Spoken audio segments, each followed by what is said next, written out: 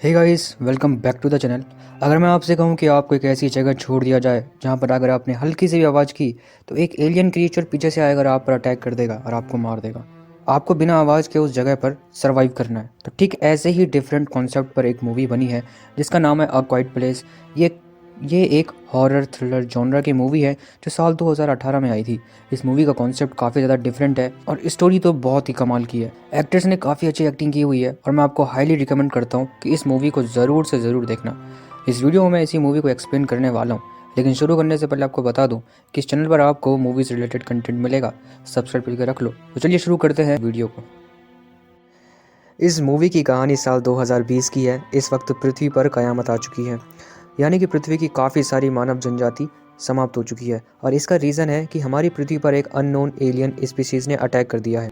इस पूरी मूवी में हमें एक फैमिली दिखाई जाती है। स्टार्टिंग के सीन में हम देखते हैं कि फैमिली एक सुनसान रास्ते पर चल रही है।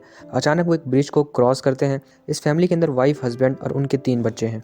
हमें दिखाया जाता है कि इनका जो सबसे छोटा बच्चा है वो पीछे छूट जाता है और उसके हाथ में एक खिलौना होता है। उस खिलौने से आवाज़ निकलती है और कहीं से एक एलियन आके उस बच्चे पर अटैक कर देता है और बच्चे की मौत हो जाती है। इसके बाद हमें 1 से 1.5 साल बाद का सीन दिखाया जाता है। हम देखते हैं कि फैमिली अपने फार्म हाउस में रहने लगी है। फैमिली के अंदर जो फीमेल है वो हो चुकी है प्रेग्नेंट और उसकी प्रेगनेंसी का चल रहा है ये आखिरी महीना, जो कि पूरी फैमिली के लिए काफ़ी ज़्यादा चिंता का विषय है। इस फैमिली ने अपने फार्म हाउस को कुछ इस तरीके से डिज़ाइन किया है कि ताकि कुछ भी आवाज़ ना हो, क्योंकि आवाज़ होगी तो एलियन अटैक कर देगा। असल असल में मूवी के अंदर एलियन की कुछ खास इन्फॉर्मेशन नहीं दे रखी है। ये एलियन देख नहीं सकते हैं, लेकिन सुन बहुत ज़ोर से सकते हैं। अगर हल्की सी आवाज़ होगी तो एलियन काफ़ी दूर होगा, वो इस आवाज़ को सुन देगा और आप पे अटैक कर देगा। इसके अलावा फैमिली जब भी कोई गेम खेलती है तो अपने सारे इक्विपमेंट को कवर करके रखती है ताकि उनसे कोई आवाज़ ना हो। ये पूरे घर में जब चलते हैं तो काफ़ी आराम से चलते हैं, क्योंकि इनको बिल्कुल भी साउंड नहीं चाहिए। इसके अलावा फैमिली के मेंबर्स पेड़ पर चढ़ते हैं और फिर आग जलाते हैं और उन्हें वहाँ से कुछ दूरी पर और आग जलती हुई भी दिखाई देती है। इससे पता चलता है कि इस फैमिली के अलावा और लोग भी हैं जो इस पूरी सिचुएशन को हैंडल कर रहे हैं, सर्वाइव कर रहे हैं।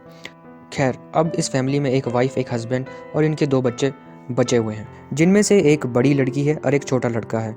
बड़ी लड़की डेफ है, यानी कि वो कुछ सुन नहीं सकती है, और इसीलिए उसके पिता ने उसको एक हियरिंग मशीन दी थी और हियरिंग मशीन ढंग से काम नहीं करती थी। इसके बाद का सीन शिफ्ट होता है पिता और उसके बच्चे पर। पिता अपने बच्चे को एक झरने के पास ले जाता है ताकि उसको वो मछली मारना सिखा सके।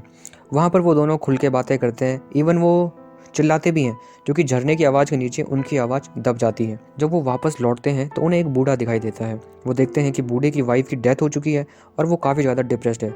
अचानक से वो बूढ़ा आदमी चिल्ला जाता है। तभी वहाँ पर एक एलियन आता है और उस बूढ़े आदमी को मार देता है। किसी तरीके से पिता और बच्चा बचकर उस अपने घर की ओर भाग जाते हैं। घर का सीन दिखाया जाता है। जैसे कि मैंने आपको बताया था कि फीमेल यहाँ पर प्रेग्नेंट हो रही है, उसकी डिलीवरी का आखिरी दिन आज ही है। ऐसे में आवाज़ होना तो लाजमी है, इसीलिए वो फीमेल फटाफट से बेसमेंट की ओर जाने लगती है।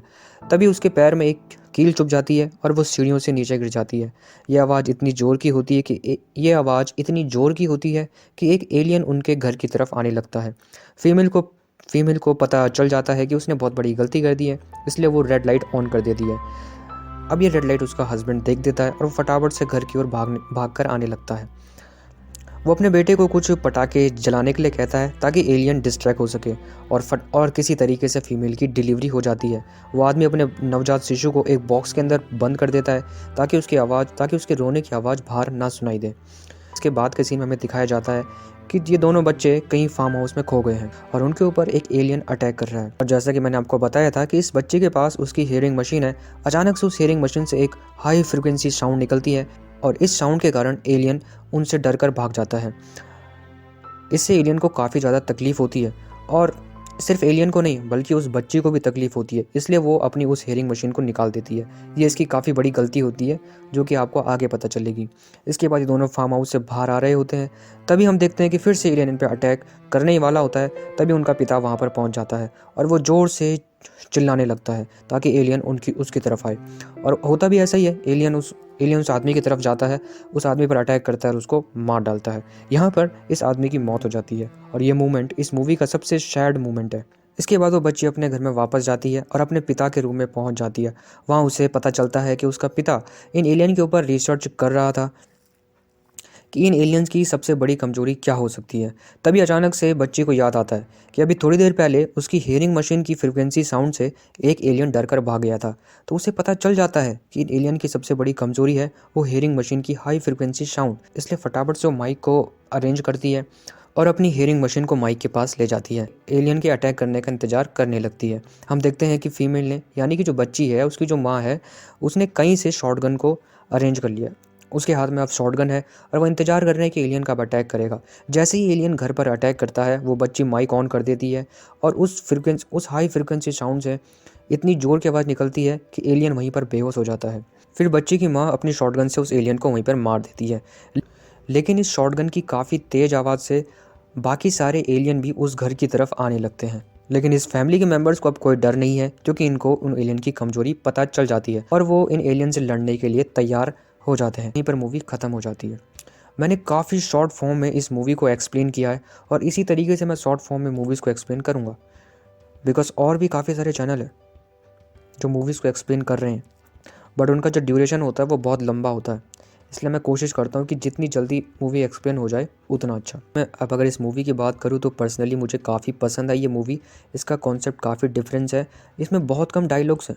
सो मैं आपको हाईली रिकमेंड करता हूँ कि इस मूवी को ज़रूर देखना। आपको मिल जाएगी टेलीग्राम एप्लीकेशन पे, यूट्यूब पर आप इसे बाय और रेंट कर सकते हो। सो हाँ यार, इस वीडियो के लिए इतना ही। अगर आपको वीडियो पसंद आई है तो hit the like button, hit the subscribe button. I will see you next video. Good bye.